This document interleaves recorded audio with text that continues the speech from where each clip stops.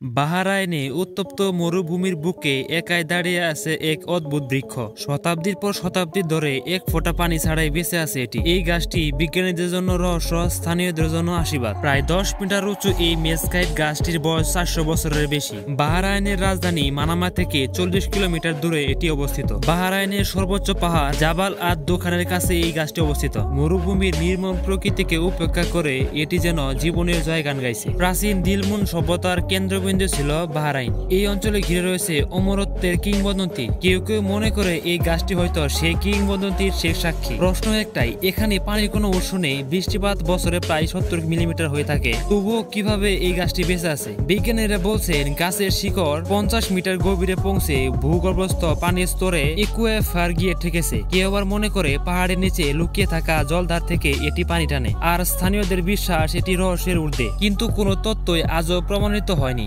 গাছটি তার রহস্য নিজের মধ্যে লুকিয়ে রেখেছে। স্থানীয়রা বিশ্বাস করে গাছটির সাথে জড়িয়ে আছে ঐশ্বরিক শক্তি। কেউ বলেন এটি আদম ও হাওয়ার বাগান, গার্ডেন অফ ইডেনের অংশ।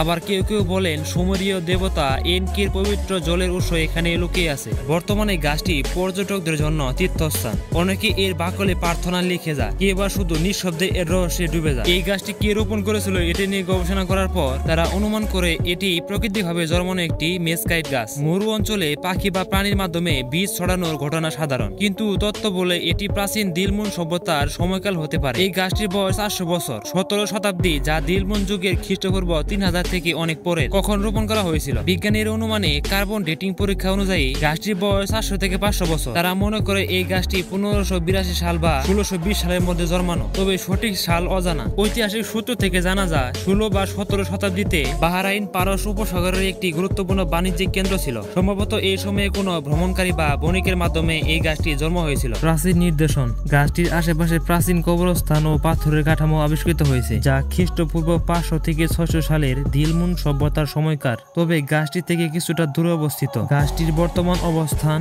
বাহরাইনের শাকির মরুভূমির মাঝে একেবারে নির্জন এলাকায়। এর নিকটে কোনো প্রাচীন বা আধুনিক বসতি চিহ্ন নেই, তবে স্থানীয়দের বিশ্বাস এই এলাকায় এক সময় উর্বর ভূমি ছিল এবং গাছটি কোনো প্রাচীন বাগানের অংশ, কিন্তু এর পক্ষে কোনো শক্ত প্রমাণ নেই। আসলে মরুভূমির পরিবেশে প্রাচীন লিখিত রেকর্ড বা কাঠামো টিকে থাকা কঠিন। যাই হোক, এখানে বিজ্ঞানীরা ব্যাখ্যা দিয়েছে গাছটির শিকড় মাটির এতটা নিচে চলে গিয়েছে যে এটি মাটির ভূগর্ভস্থ থেকে পানি শোষণ করে। এই গাছটি যেখানে অবস্থিত সেখানে বছরে গড় বৃষ্টিপাত 3 থেকে 4 দিন। তাই কিছু গবেষক বিশ্বাস করে গাছটি হয়তোবা মরুভূমির কুয়াশা থেকে আর্দ্রতা শোষণ করে। রাতের দিকে তাপমাত্রা কমে গেলে বাতাসে থাকা জলীয় বাষ্প পাতায় জমে এবং গাছ তা ব্যবহার করে। ট্রি অফ লাইফের উৎপত্তি এখনো গবেষকদের জন্য একটি প্রশ্ন। এটি প্রকৃতির একটি আশ্চর্য নিদর্শন যেটা মানুষকে আজও মুগ্ধ করে। ট্রি অফ লাইফ শুধু একটি গাছ নয়, এটি প্রকৃতির অদম্য ইচ্ছা শক্তির প্রমাণ। এটি আমাদের মনে করিয়ে দেয় রহস্য আর অসম্ভবের মধ্যে জন্ম নেয় সবচেয়ে সুন্দর গল্প। ভিডিওটি ভালো লাগলে সাবস্ক্রাইব করতে ভুলবেন না। প্রকৃতির আরো রহস্যময় গল্প পেতে বেল আইকনটি টিপুন।